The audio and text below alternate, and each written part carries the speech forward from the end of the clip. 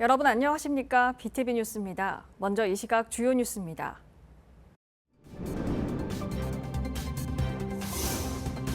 이번 추석 연휴 거가대교와 광안대교 등 부산 8개 유료도로 통행료가 모두 면제됩니다. 부산시는 연휴에도 문 여는 병원과 약국을 대폭 확대하는 등 추석 종합대책을 마련했습니다.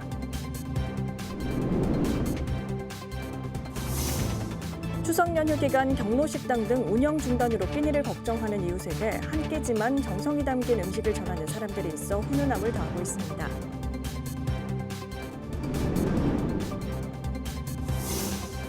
내년 6월 문을 여는 부산 콘서트홀이 준공을 앞둔 상태에서 부족한 주차장 문제로 논란이 일고 있습니다.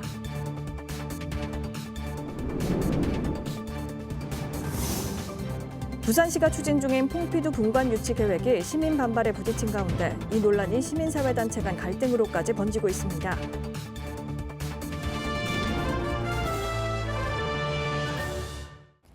이번 추석 연휴 부산 유료도로 8곳 통행료가 면제됩니다.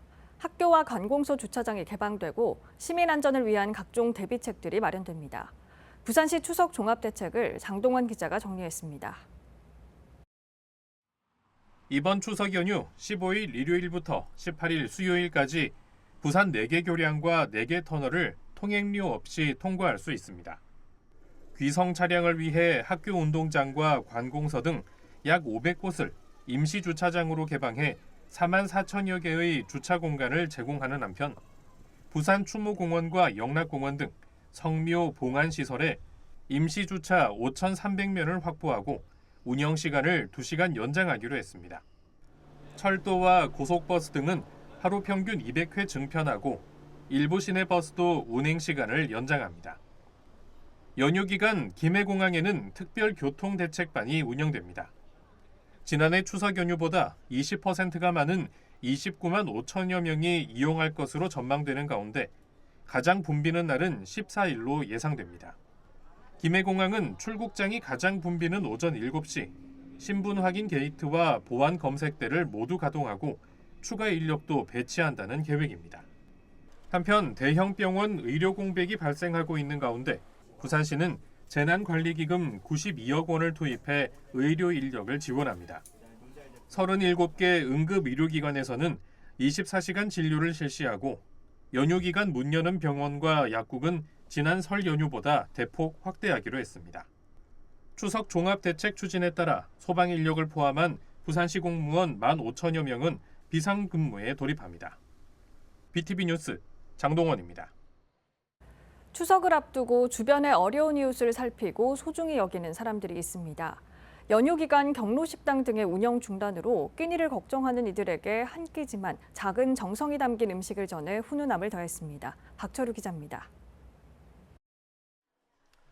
사상구의 한 복지관 식당 앞 어르신들이 줄지어 앉아 있습니다.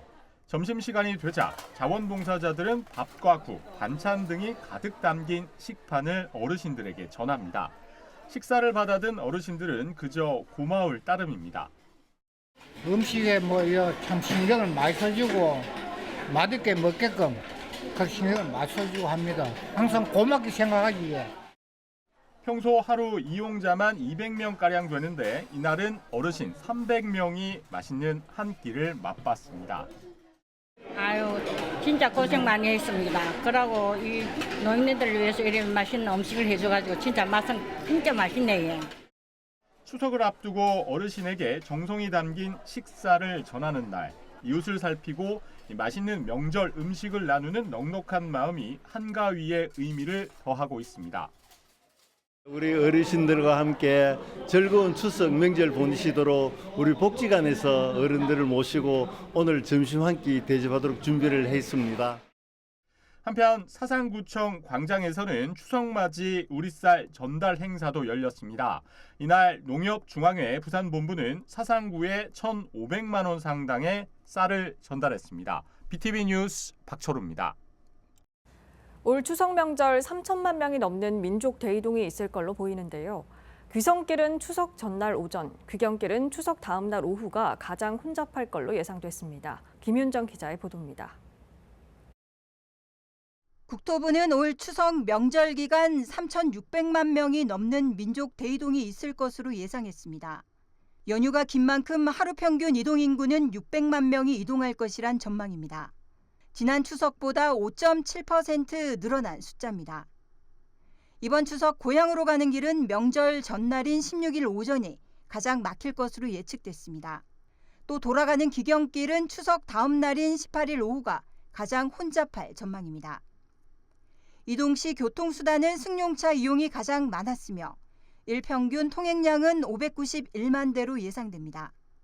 국토부는 KTX나 SRT 역기성에 대해선 요금 할인과 고속도로 상습 정체 구간 217곳을 정해 집중 관리하고 대중교통의 운행 횟수도 확대할 계획입니다. 이번 추석에도 고속도로 통행료는 면제되는데 면제 기간은 9월 15일 0시부터 9월 18일 24시까지 나흘 동안입니다. 승용차로 이동할 경우 출발 전에 교통정보를 미리 확인하고 혼잡 시간대를 피해가는 게 좋겠습니다. BTV 뉴스 김윤정입니다. 올해는 추석이 와도 여전히 한여름 폭염이 이어지고 있는데요. 그렇다 보니 벌 개체수가 많아지고 벌쏘임 사고도 크게 늘었습니다. 추석 연휴 동안 야외 활동하시는 분들 각별한 주의가 필요합니다. 권예솔 기자가 보도합니다. 지난달 군포 초막골 공원에서 제초 작업을 하던 용역업체 직원 2명이 말벌에 쏘였습니다. 당시 근처 잔디에서 점심을 먹던 중 벌에 쏘인 것으로 알려졌는데 작업자 중 1명은 끝내 숨졌습니다. 지난 2일에는 등교하던 초등학생 9명이 벌에 쏘였습니다. 당시 신고를 받고 출동한 소방대원들은 학교 정문 인근 화단에서 벌집 2개를 발견해 제거했습니다. 길어진 폭염에 말벌 개체수가 늘고 활동 반경이 넓어짐에 따라 최근 벌쏘임 사고가 크게 늘었습니다. 올해 1월부터 7월까지 발생한 벌쏘임 사고는 총 2,815건. 지난 3년 평균과 비교했을 때 40%가 증가했습니다.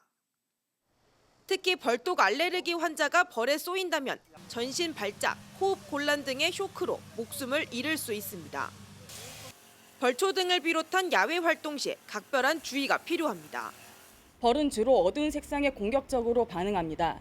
야외 활동 시 벌쏘임을 피하려면 밝은 계열의 옷과 모자를 착용해 주시고 주변을 살피는 것이 중요합니다. 소방당국은 벌에 쏘여 몸에 이상 증세가 나타난다면 즉시 119에 신고해 응급조치를 받도록 하고 있습니다. 특히 말벌에 쏘인 경우 즉시 119에 신고하는 게 우선시돼야 되고 꿀벌, 말벌과 관계없이 어지러움, 현기증, 두드러기, 호흡곤란이 발생할 경우 바로 119 신고 후 응급조치를 받아야 됩니다. 만약 벌집과 접촉했다면 신속하게 20m 이상 떨어진 곳으로 피하고 벌침 제거 후 소독과 냉찜질을 해야 합니다. BTV 뉴스 권예솔입니다. 한국공항공사 김해공항은 추석을 맞아 소음 대책 지역 주민들에게 위문품을 전달했습니다. 김해공항은 매년 명절 지역 주민과의 유대를 이어가고 있는 가운데 올해는 김해시 불암동 분도마을회관을 찾아 명절 인사를 나누고 소외계층 160여 명과 경로당 15곳에 1,800만 원 상당의 위문품을 전달했습니다. 부산 콘서트홀이 내년 6월 개관을 앞두고 준공 허가만 기다리고 있는 상태인데요. 주차장 건립이 안 돼 운영에 차질을 빚는 건 아닌지 우려의 목소리가 나오고 있습니다. 자세한 소식 김석진 기자가 보도합니다. 부산 시민공원에 들어선 부산 콘서트홀입니다. 지하 1층, 지상 3층 규모로 관객 2,000명을 수용할 수 있습니다. 외부엔 지상, 지하에 300면의 주차장도 조성됐습니다. 이달 준공되면 내년 6월 개관 예정입니다. 그런데 개관 이후 운영에 차질이 우려됩니다. 부족한 주차장을 확보하지 못했기 때문입니다.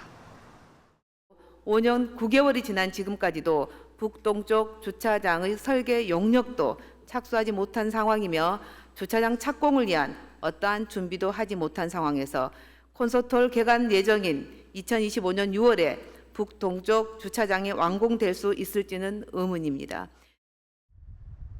지난 2018년 도시공원위원회는 콘서트홀 준공 전 시민공원 북동 측에 추가 주차장 확보를 조건으로 의결했습니다. 그런데 이 조건이 올해 초 재심의를 거쳐 준공전 설계 착수로 바뀌었습니다. 시민공원 관리부서가 콘서트홀 주차장 부지를 확정 짓지 못하면서 공사 자체가 중단됐기 때문입니다. 작년에 주차장 하겠다고 해서 주차장 하게 되면 이게 공원이다 보니 공원 조성 계획을 변경을 해야 되거든요. 그래서 변경이 건을 들어왔었는데 저희가 그때 시민공원 명품화 용역을 진행 예정이었기 때문에 그 용역하면서 제대로 주차장 위치를 다시 정해서 다시 정하는 걸로 그렇게 공원위원회에서 결정이 났거든요. 현재 시민공원 안 주차장은 900여 명. 공원을 찾는 시민은 하루 평균 5천 명이 넘는 것으로 나타났습니다. 콘서트홀 추가 주차장 건립 공사가 늦춰지면서 개관 후 시민 불편도 불가피해졌습니다. BTV 뉴스 김석진입니다.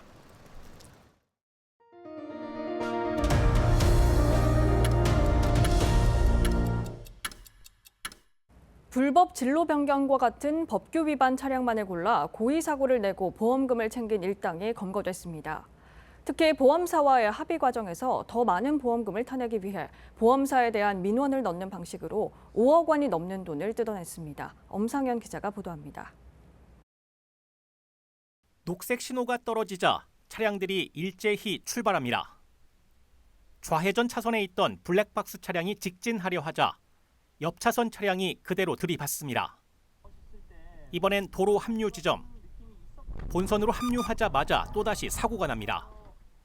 후면 블랙박스를 보니 합류하려는 시점에 뒤에 오던 차량이 오히려 가속하는 장면이 보입니다.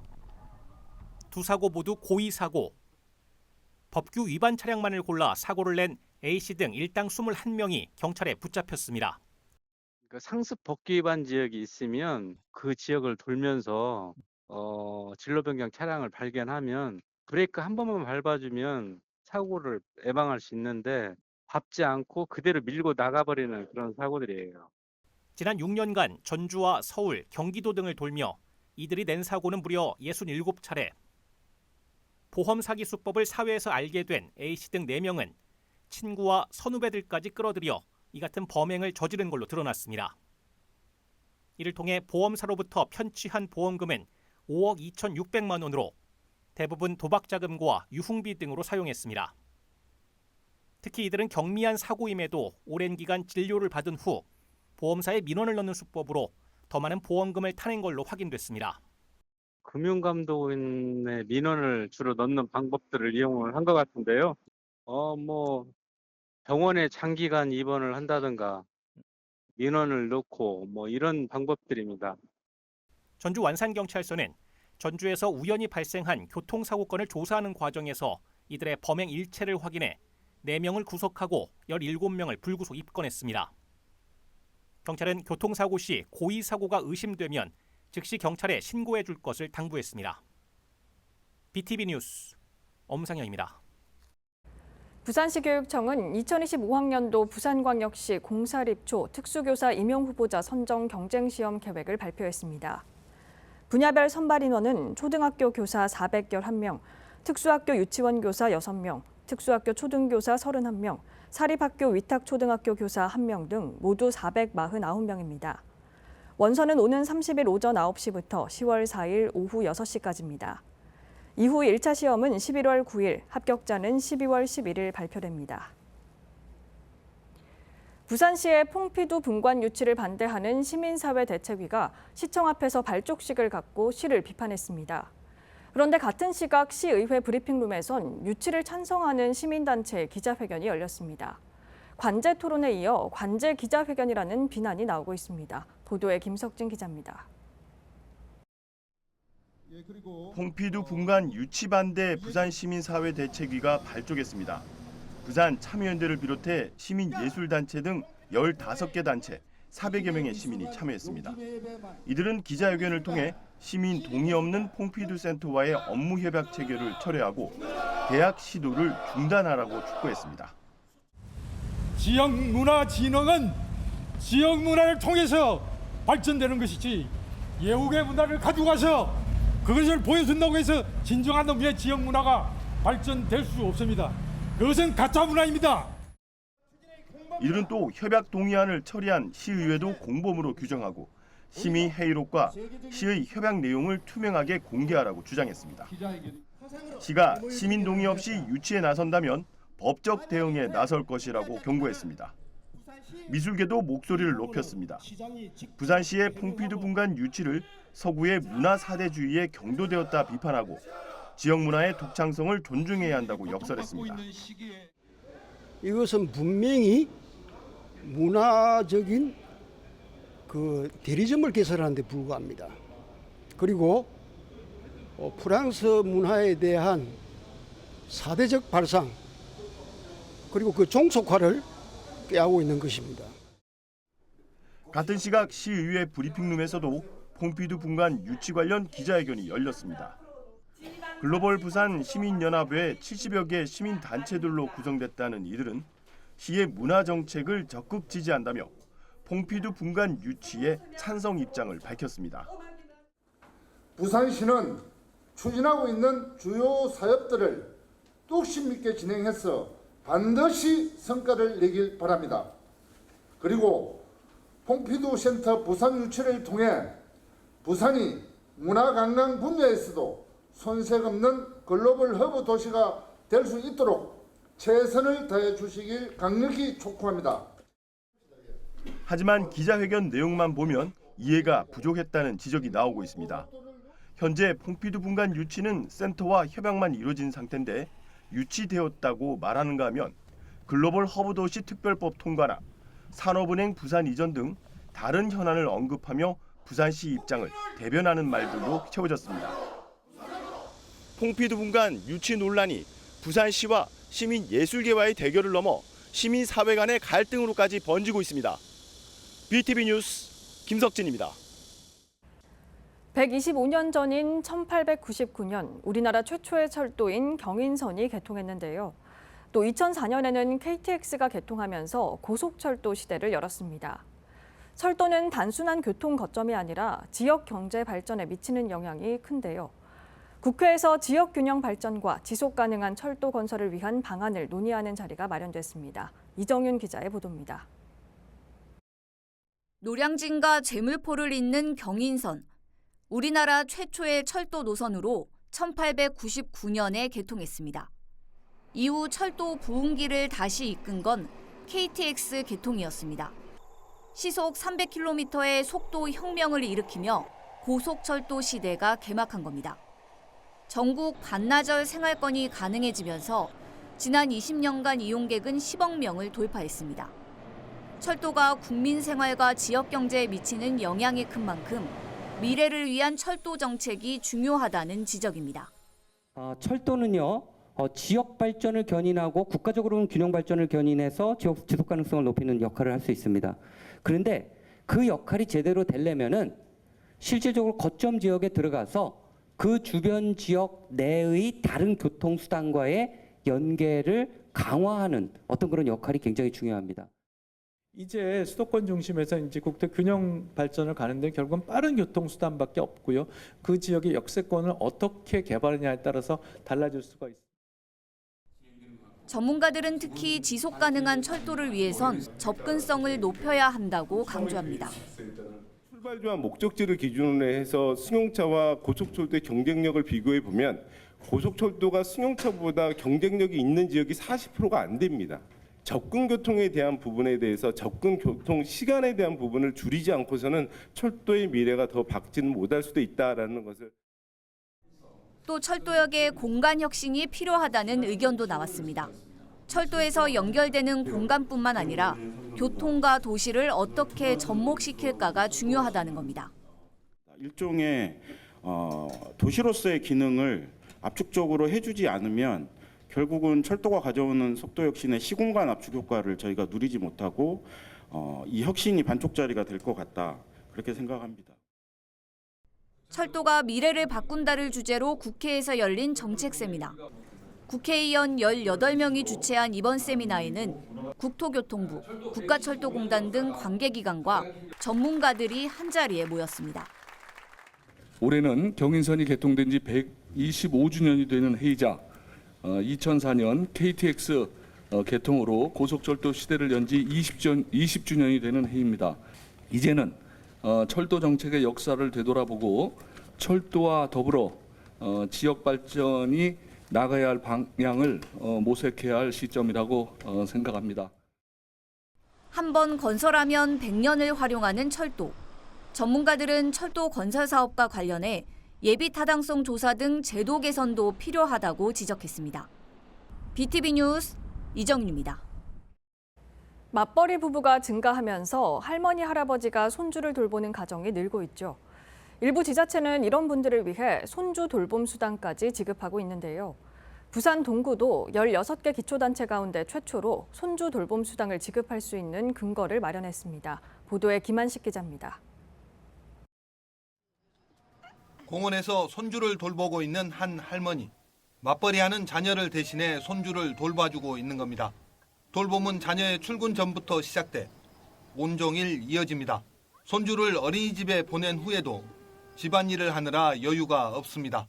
아침에 한 7시까지. 낮에는 어린이집에 보내고 이제 우리가 볼 때는 지속적으로 보죠. 하루 종일. 같은 지역에 사는 또 다른 어르신도 마찬가지. 그나마 어린이집에서 돌아오고 나서부터 손주를 돌보지만 이 역시 만만치 않습니다.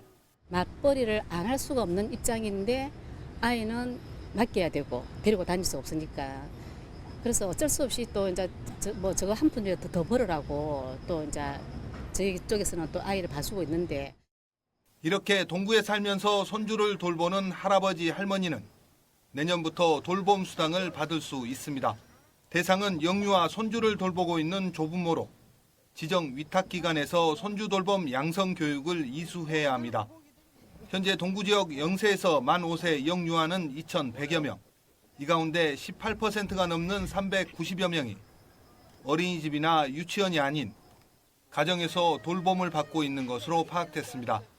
조례는 통과됐지만 정확한 지급 기준과 금액 등은 아직 확정되지 않았습니다.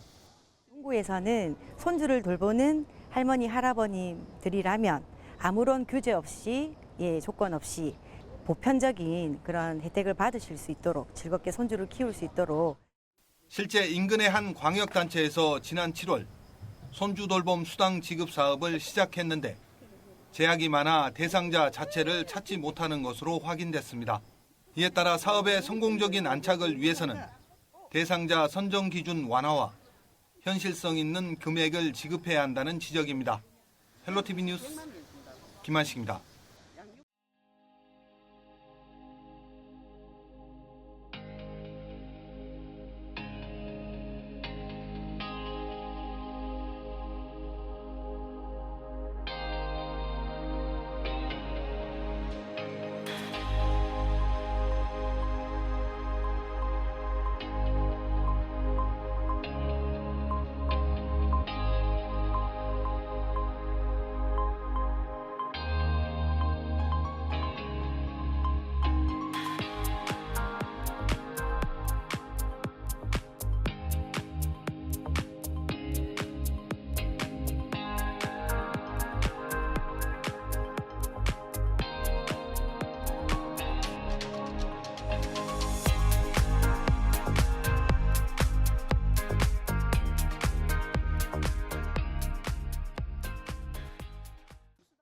이상으로 BTV 뉴스를 마칩니다. 시청자에게 힘이 되는 뉴스로 다시 찾아뵙겠습니다. 고맙습니다.